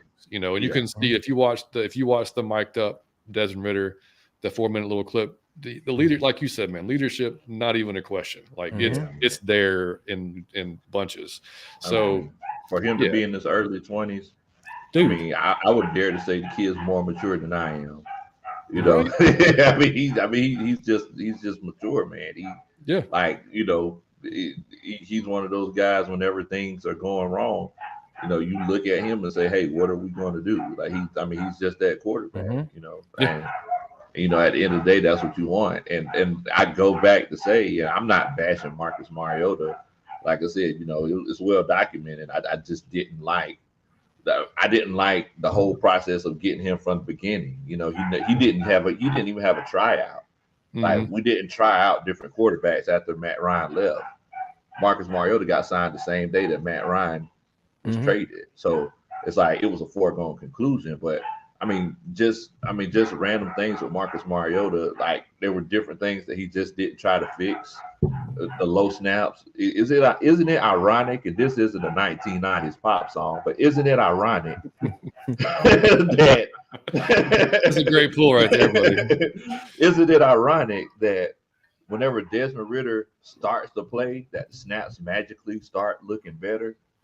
Because Desmond Ridder probably dug in the centers behind and said, "Hey, need to get these snaps right, Bo." Yeah. You know what I'm saying? Moving forward, it's just one of those cases where, I just really like Desmond Ridder. Yeah, man, I agree. Andy said, "I'm just messing with you, Low." Kerry said, "Okay, I have to ask whose dog's going crazy." That's Low. It is not Biscuit. If you were a Biscuit, he'll be right here going. He sounds like a little dog. It's a teeny dog. I think Low wanted to go take care of him. Low got a big dog. Yeah, I'm sorry, y'all. I'm sorry. No, it's all good. That dog out of his Falcon mind, I tell you. Yeah, man. See, John Howell, what's going on, buddy? He said Dez is a high quality backup. Think Chris Redmond or Shabby. Love to see him as a Falcon for 10 years. We don't call him a high quality backup. We don't know. Maybe just give him a minute to be a starter before you throw him to the high backup yet. I don't know if that was a compliment or a sneak diss, sir. Yeah, you never. If he is a high quality backup, you spend a 3rd rounder on him, great. Right. For a 3rd rounder, that's still a great thing. That's fine. Matt Schaub was the man. Alberto said Drew Dahlman is John's guy. Oh, yeah. I love it, Berto. Oh God, man. Berto, we dogged on Dalvin a few weeks ago, and Berto came back and was like, man, he didn't give up a sack all year long. I was like, man, fuck that. Nobody cares about that. Just stats. Nobody cares about those facts. Make sure y'all go follow Berto, man. 95 North Falcons Talk Show, man. Great guy. Yes. Great show. Great content. Him and Smitty both. Yes, sir. Yes, sir. Coach Pepper said, based upon PFF defensive, we need to upgrade free safety. You just named the defense. So just say the whole defense. Basically the defense. Please go check it out. He said, just make it stop. Dude, I have I know, dude. I've got the Big Low. We were about to hit the edge defenders next, and the Okundeji, he's not kidding, man. 43.8 was his grade. What? For the season. It was the lowest edge defending grade that we have, man. Damn. Yeah. 44 in pass rush and 53.8 in run defense, ranking him 117th of 120 rated edge rushers. Wow. That's terrible. That's terrible. To contrast that with our rookie, he was 66th of 120. Arnold Nebukedi. He had a 64.5 overall, which is fantastic. That's what you want from your rookie, but for him to be your best defensive edge rusher, yikes. I mean, like 70 in run defense, 54 in pass rush. Lorenzo Carter, 85th of 120. And I've said before, and I think you agree too, that Lorenzo, I think you bring back as a good rotational piece. You don't want him to be like the guy doing all the pass rush, but to spell him, because look, man. Not only did you can look at Philly as a formula for like the quarterback and offense, but look at the defense, man. Look how deep their defensive line is. I mean, you got freaking Adama Suh coming in playing 10, 15 snaps a game. Rested. They always well rested at full steam. That's priceless for the defensive line. Exactly. So Lorenzo Carter being our, and don't forget now, Lorenzo Carter tied our starting tight end for touchdowns. Don't forget that. Thank God, we want to put that out there. Yeah. But I mean, he was last year's starter. But if he could be a rotational piece, that would be perfect. Yeah, that would be 100%. 100%. Question, Lo. Man, what is something? I'm not talking about skill set of the individual players. What is something that is intangible that you think the whole defense, like Young, you would benefit from? Like something intangible that's not. I think Mike just froze up on us. Yeah. Go ahead, Mike. I think you got the idea. Okay. Yeah. I think that intangible, to be completely honest with you, I think it would be pride. You look back the last 15 plus years, you haven't had a consistent pass rush. And when it comes to what the other teams see all around the league, they're not good. They haven't been looking at the Falcons and saying, hey, the Falcons are coming. We need to make sure we're legit. They don't do that. So it's like, if I know if it was me, I would say, hey, I'm finna change this. I'm not trying to be a laughing stock. It would be pride. That would be the intangible. I love it. I love it. 100%, man. Yeah. I mean, and you don't want, and even within the position too. Like if you're blitzing, if you're a defensive lineman and you got your defensive coordinator calling blitzes all the time, as a defensive lineman, you're saying, well, damn, they must think we can't get at the quarterback. Facts. Yep. You know what we call that as defensive lineman, John? We call it a blitz training wheels. So you're saying that we can't ride the bicycle without training wheels? That's what you're saying. Yep. You telling me I can't do my job. Yep. So you getting somebody else to help me do it. If that's the case, watch this. Get to the quarterback. Man, that was a good one, Lo. I ain't gonna lie to you. That was a hell of an answer. I love it. And that Grady's got all of that and then some. So I mean, and for whatever young guys we bring in, if we bring in a Jerron Payne, if we bring in a Dalvin Tomlinson, Javon Hargrave, those are all guys that have that too. So that's just going to be, that's just going to. I mean, I get so excited thinking about what next year could look like, man.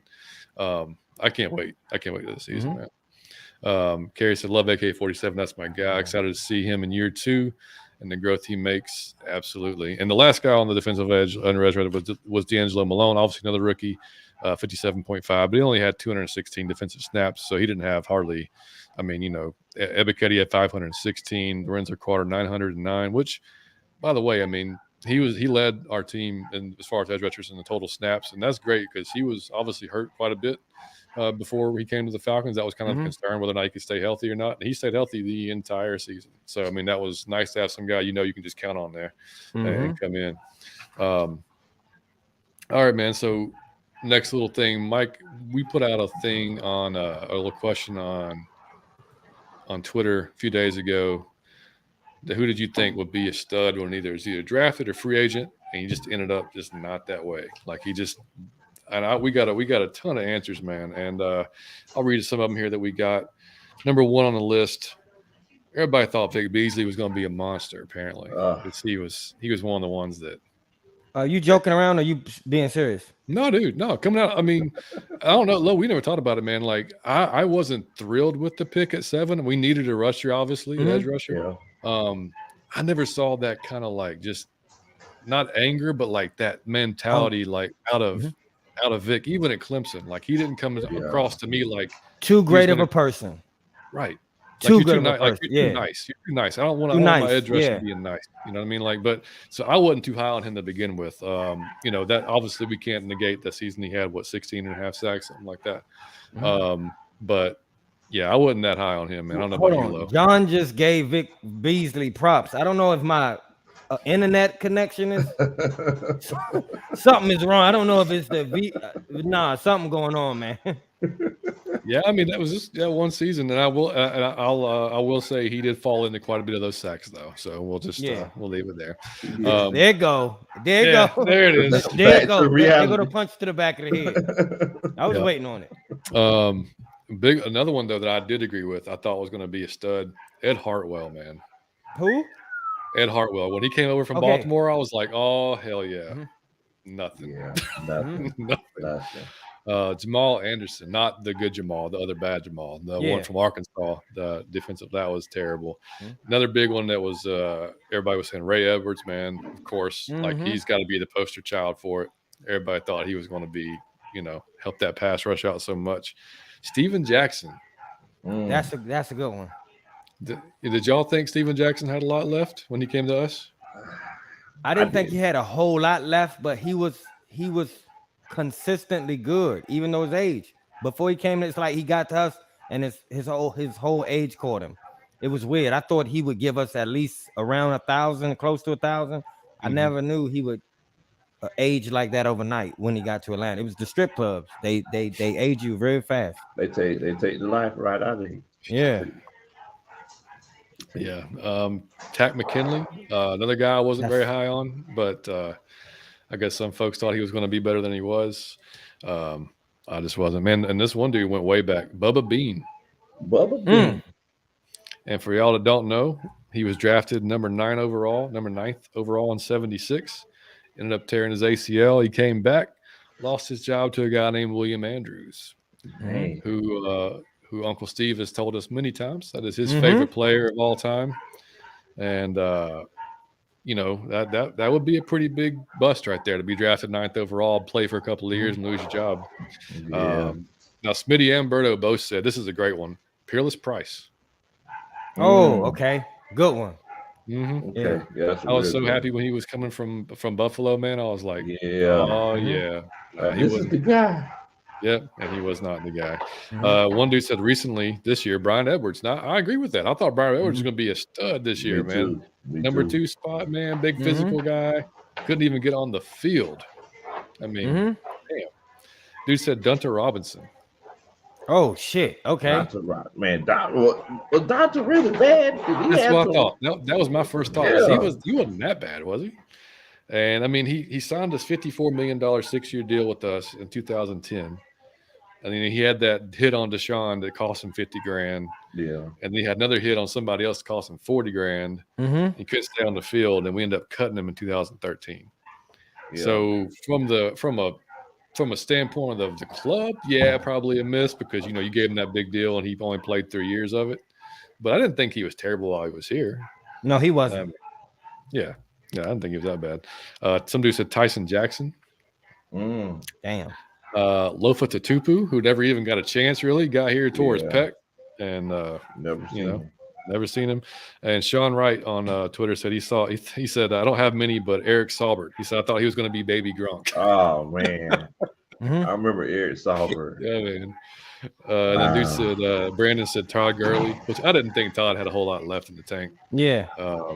But hey, and the nice guy said Dante Fowler, which those are all good names, man. Lo, you got anybody else you would add to that list that you thought was going to be just Peter Cons. Oh God. Whew. Peter Cons. I said, man, this guy's gonna solidify this offensive line for years to come. And I'm pretty sure he milked more cows than downs played in the NFL. Mm-hmm. Yeah, he I never took a whole lot of stock into the bench at the combine because I mean it is what it is. It's just 225. It's kind of it's just an overall test of strength. Yeah. He did it like 12 times, 13 times. That worried me a little bit. I was like, man, you got corners doing that shit like 15 times. I don't know. Big ass dude. So and it doesn't. So yeah, that probably got to keep that bench test around just for that reason alone. Just call it the Peter Cons rule, just to make sure it's still. But that was not good. Let's hop over to the chat before we head back to underrated, overrated. Let's see. Gotta pop back up here. 95. See Nacho. What's up, buddy? Nacho cheese. Yeah. Let's see. Alberto said Chris Crocker. Oh man, yeah, that's a good call. Thought he was gonna be good safety too, man. Duke Riley, yeah. Ooh. Prince Shimbo, never. Yeah. Damn, Berto, come on, man. Name. That was a big dud. Jop Labartu, man, yeah. They said no thought about that about Tech, but Dan Quinn. Exactly right, dude. Exactly right. Freaking TJ Watt, nine picks later. Mm-hmm. Ridiculous. He said Bear Woods. Ghost Peppers. 95 North said Ashley Lalee. Yeah. Call. Asante Samuel, Anthony. And by the time, Stop, y'all. Shit. Hey. Reel it in.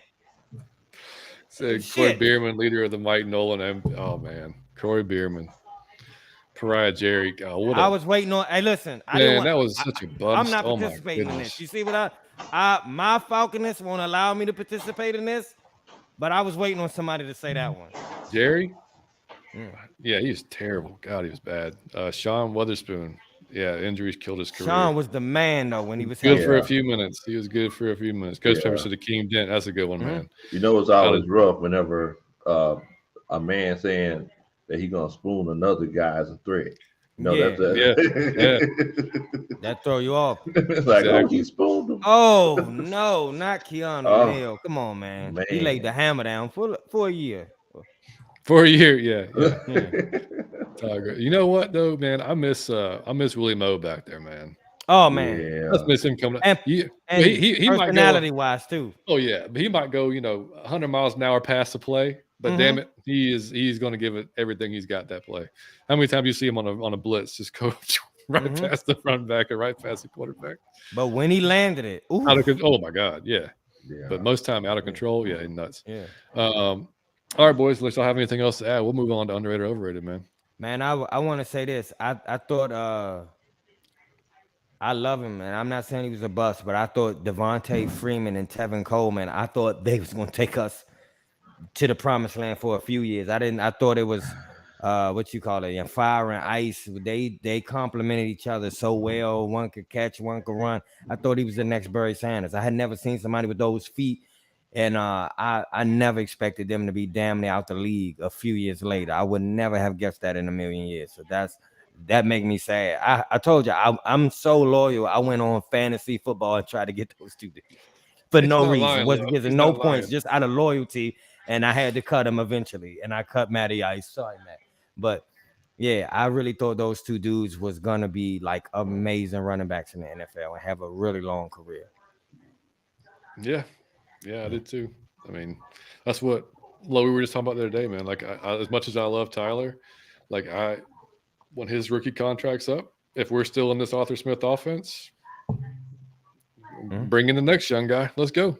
Yeah. I mean, like, I don't know that I'd break him off 20 million, or 30 million or whatever it might be. You know what I mean? Especially when you can plug and play a guy coming out in the 5th round, 4th round that could That's be true. very similar. You know what I mean? And That's true. I love Tyler, man. That's my dude. But I don't know. It's just business, Tyler. It's just business.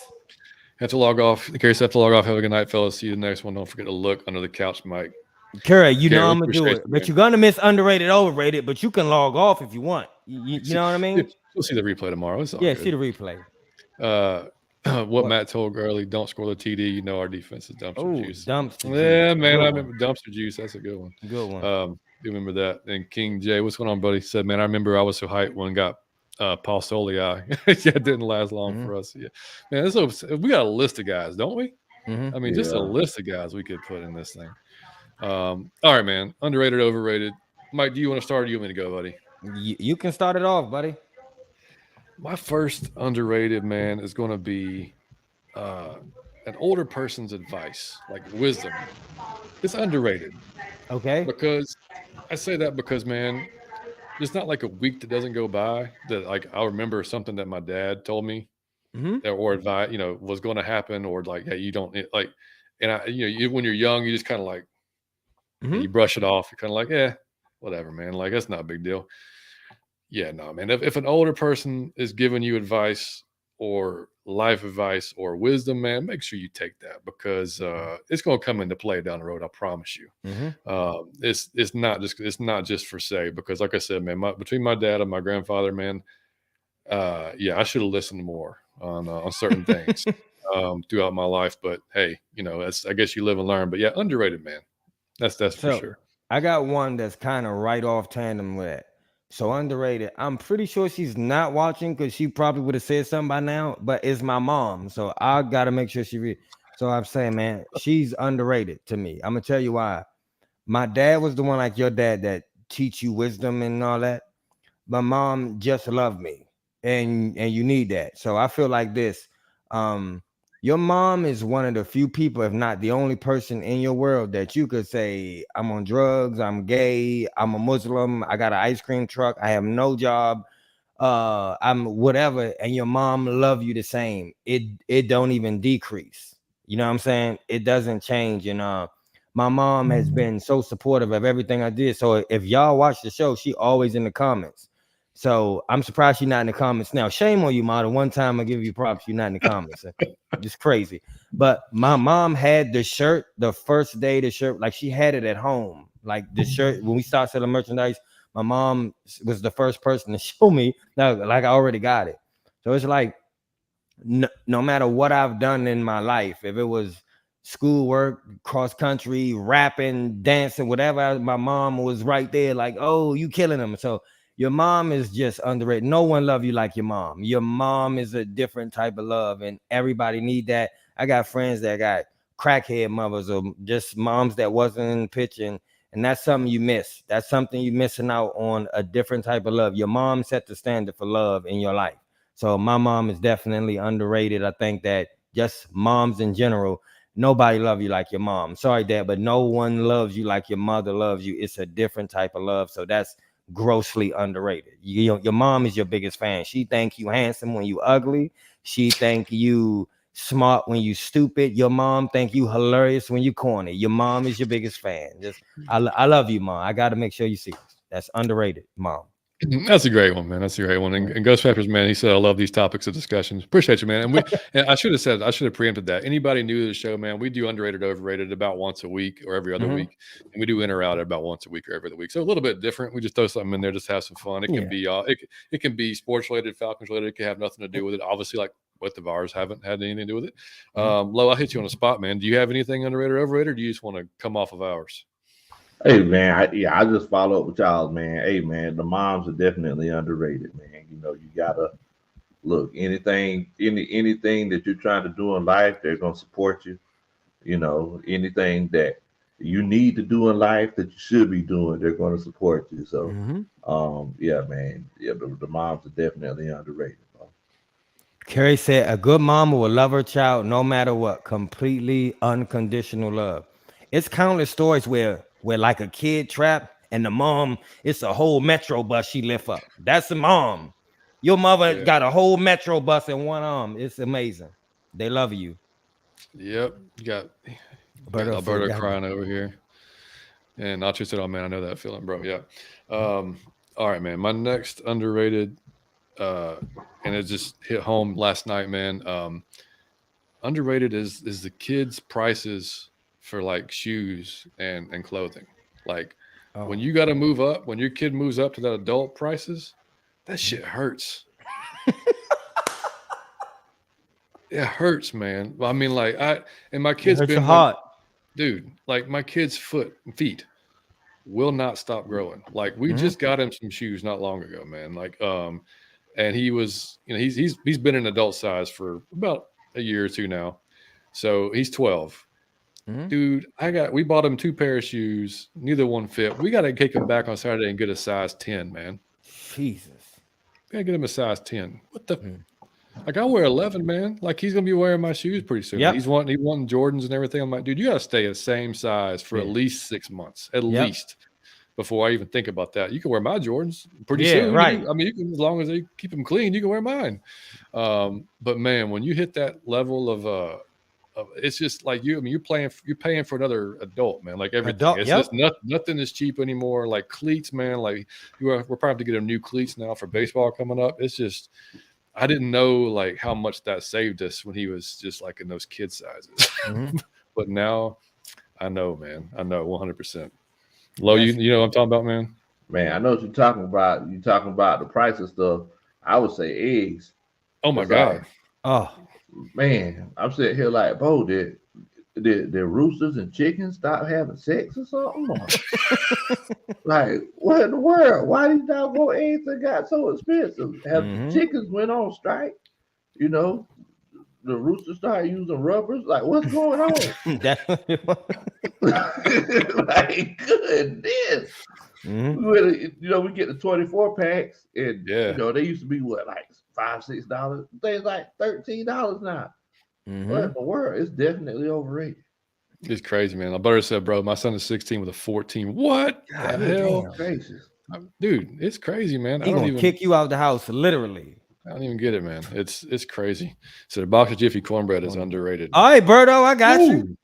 Look at that. He picking on me because I got in trouble with Coach Roney because, she makes homemade cornbread. And I was like, I like Jiffy. So anytime she got this sitting by my desk here to remind me that I said I like Jiffy. So I got one. I got an overrated. Is gym confidence. I'm gonna tell you why I'm saying it. I've been to the gym since the day I was going to the gym quite often. And then I heard my father was dying. I ain't been to the gym since. So that's almost been like 9-10 months since I've been to the gym. So I just said I'm gonna wait until January to the people that everybody, then I'm gonna start going. I've been to the gym like twice. You can't tell me nothing. I'm in the mirror. Before I get in the shower, I done put lotion on. I'm in the mirror doing all type of poses. Ain't gained no damn muscle. Ain't gained a pound of muscle. But you mentally, I'm Arnold Schwarzenegger, bro. I'm like Jesse Bates. I think I could jump in and play safety. You can't tell me nothing. It's false confidence, man. I think the shirts fit better. I'm feeling myself. False confidence, man. I'm just saying, gym confidence ain't. Wait a little while so you earn the muscle. You weigh yourself. You could really see gains. I ain't saw nothing yet. It's just the mental aspect of going. I already think I'm at the end in shape and big as a house. Man, Mike and I used to work out together. When we worked together. Yeah. When we lived like across street from each other. That was John was so frustrating to work with. I got to tell the story. John was so frustrating to work out with because I'm gonna tell you what John do. What your ultimate you go and you warm up and you take some powder. What your ultimate work up to is like, ooh, I did it one time. John is what John uses to warm up his arm to lift. Like I'm like, oh, you starting with a 40-pound? John, like, I'm just want to get my muscle. And John is you ever put like water to something and it grows in time? I'm not being funny. You never seen this. However big you think John is, 5 minutes in the gym, he doubles in size. And I'm like, come on, man. You making me look, we look retarded together. We already look crazy together. Now it looked like a fucking midget and a giant. Every time he did it to me, in 5 minutes in the gym, he doubles in size. Whatever size you see him now in, 5 minutes in the gym, a few minutes, it doubles. Man. And mine, 5 minutes, I look the exact same as when I'm leaving out. I look just like I did when I walked in. It's wildly frustrating. Oh man! Hey fellas, I'm ready to go ahead and get ready to jump off. I just want to go ahead and chop it up with y'all for a few minutes. We appreciate you, Lo. Always, thanks for coming. Yes, sir, man. Appreciate y'all for inviting me, man. Y'all take it easy and keep doing great things, fellas. For sure. Out of your Falcon mind. You already know. Y'all take it easy. Later, Lo. Appreciate you, buddy. We love Lo, man. Oh, Lo's great, man. I could not have him on. Yeah. Kerry said buying kids shoes and clothes still even sucks because they grow so fast.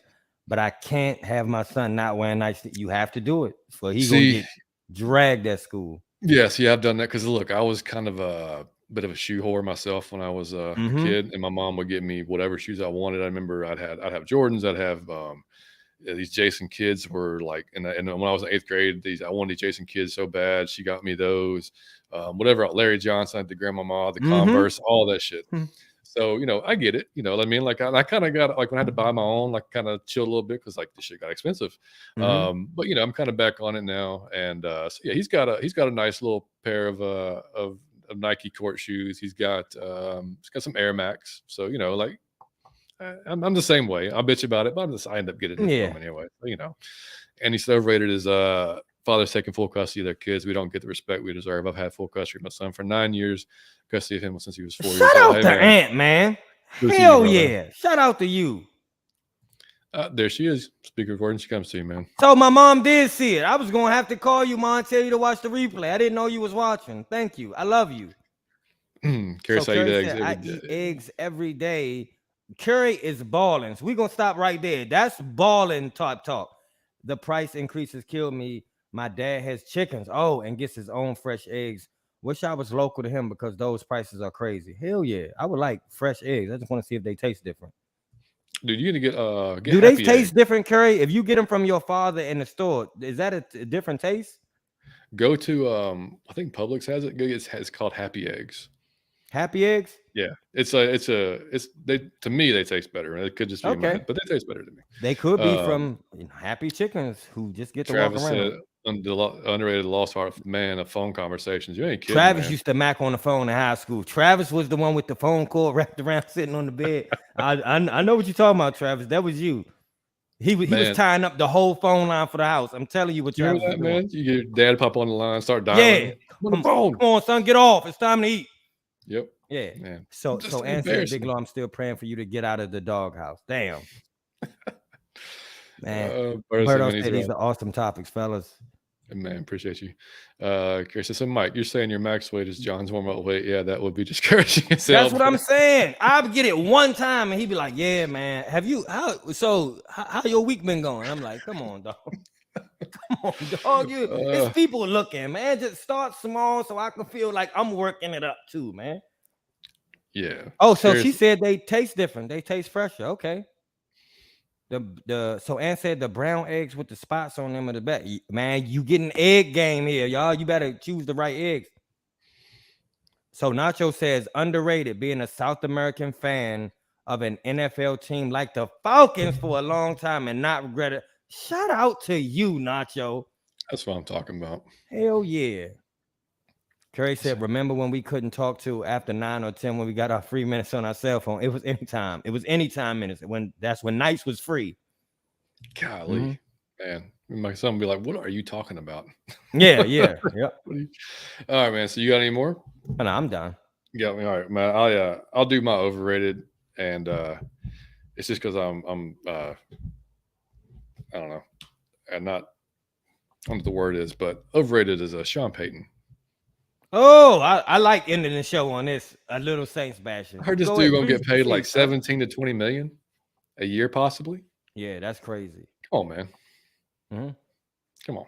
I mean, won Super Bowl, good coach, had Drew Brees, 17 to 20 million a year. Man, I don't know. Seemed like crazy talk to me. So we'll see what happens with him in Denver and Mr. Russell Wilson and what's going on there. So I'm gonna be honest. I'll just go ahead and say Overrated. Russell though. Yeah, it could be good. It could be good. All right, guys. So we've been at it for an hour and 40 minutes. It's been a great show, man. Like I said, it's going to be. Kerry, thank you for staying on. You say you had to go. You can't go before underrated, overrated. That's crazy. We got to take Ghost Peppers real quick. ATL, Mr. 40T. I don't even know who that is. So hold on for a minute. I want everybody to hear this. Ghost Pepper said what was underrated was the Atlanta rapper named Mr. 420T Rock. He said, man, overrated is the new era of rap music. Couldn't agree more. The severe lack of originality. Damn near every rapper saying, yeah, humming a hum. All sound like the Migos. Yeah, I could not agree more, man. And Kerry said, big overrated Sean Payton. Can't stand that guy. Yeah, absolutely. Ghost Peppers, man. Dude. I mean, like, to me, man, the 90s and early 2000s was the best part. I'm rap. Still going Wayne. Still going Wayne. Wayne influenced my life like you couldn't believe. That's Wayne. Dwayne Carter. He's coming to that Tabernacle. When?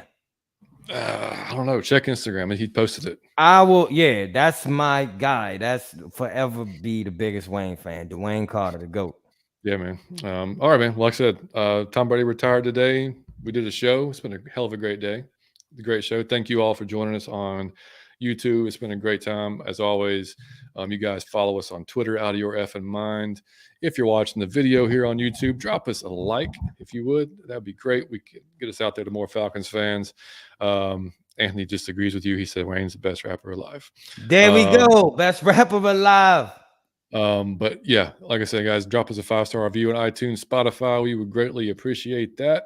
We will be back. We'll be Sunday night. Sunday night we'll be on with One Time for the Fans. So make sure you subscribe to those guys. Check them out. We'll post it on our socials or retweet it as well. And then we'll be back either Wednesday or Thursday of next week doing the Edge Rusher show, and then whatever else comes up between now and then. Travis said April. There you go. Dog, I'm putting that in my phone now. I got it. Dixon Way. What's good, buddy? Brother. Hey, man, make sure to go follow Larry, man. Freaking, he's got fantastic watch shows for the Hawks and different NFL, Falcons, you name it. Him and his wife is awesome. King said, definitely glad I found this channel a couple of days ago and glad I finally caught a live. Keep up the great work, fellas. Man, appreciate you, King. I appreciate you, dog. Yeah, brother. She said, Case, I saw a Wayne concert, 8th grade, indoor concert. Pretty sure I got. Oh, there's no doubt about that. You got to contact Ty. Are you kidding me? I love Wayne, dog. If you go to a 311 concert indoors, you're leaving hot. You're leaving high. Trust me. I've been to all those. You can leave high. So anyway, I'm guys, going to see Wayne in April. I'm glad y'all just told me that. I just put it in my phone to check. There you go. All right, boys. Well, like I said, check us out on Sunday night, One Time for the Fan. Next Wednesday or Thursday, I will post it on the socials, on Twitter, whatnot. Follow Variety Sports Network. They keep growing. We got it. We're on there, so check them out. And we will catch you guys Sunday. I mean, come on. We're on there. We're on there. Hey, y'all, I do have to say this before we leave. The same thing I said at the start of the show. Me and John get the same comment a lot. Like, oh, man, I love your channel. I wish it should be bigger. Again, we will do everything in our power to grow it, John and I, but also what really helped grow it is y'all retweet. I don't know all the terms, but retweet when we post the show. I think if you like the thing on YouTube, it means more. I know if you 5-star review, it means a little bit more. So if y'all could do just one thing, I'm not asking you to spend 10 minutes to hype our show, but if y'all can just 5-star review or just do one thing that on one of the platforms, go subscribe to our Instagram, or go click the heart button on Instagram on the reel. I don't know. You guys know more than me. I don't know. Just go do something positive so the channel can grow. I don't know what to tell you other than that. There it is. All right. And on that, we will catch you guys on Sunday. You'll have a great rest of your week into the weekend. Much love. Out of your Falcon mind. Hey everybody, this is Brandon, CEO of the Variety Sports Network. I just want to say a quick thank you for watching one of the shows here on the Variety Sports Network with tons of other shows and content that's available all over the place. Right here at the Variety Sports Network, from Variety Sports Network to VSN Collegiate to to VSN Football with more to come soon. So stay on the lookout for those because they're coming. They're coming very soon. But again, thank you for watching. Hey, head over to our website, www.varietysportsnet.com. You can find all of this stuff right there. Or do it the simple way. Head over to Variety Sports Network YouTube channel, and you can find everything right there as well. All the shows, stuff like that. And we hope to